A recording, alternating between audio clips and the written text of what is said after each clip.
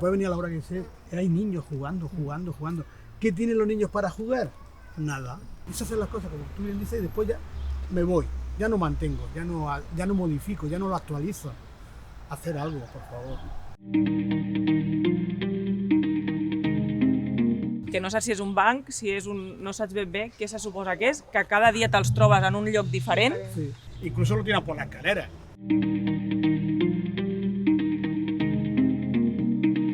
Estos, como no los corten, se harán grandes y esto hará unas raíces que levantarán el suelo. Y eso costará un dineral al pueblo, porque claro, encima habrá que repararlo. ¿Esto qué provoca? Pues que la gente se queje de que hay un montón de cucarachas. Exacto. Está así.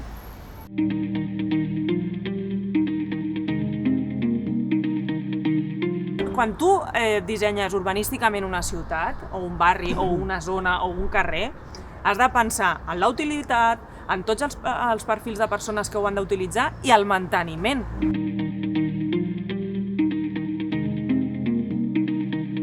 Mira aquest cargol. Mira. De tota manera, la part dels arbres també s'hauria de mirar, perquè si està molt tapat, arriba un moment que tampoc és del tot segur. Bueno, eso de no limpiarlo nunca. No lo limpian nunca. Y huele que al final con nuestro dinero, ellos, el ayuntamiento tiene que hacer las cosas que el pueblo quiere. No lo que ellos quieran.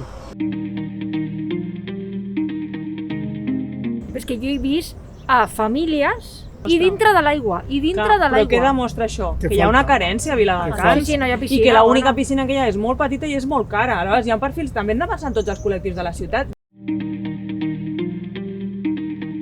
Se han gastado un dineral de dinero y lo han dejado todo igual, sabiendo la carencia de parque que tenemos en la zona y los espacios vacíos que sigue habiendo.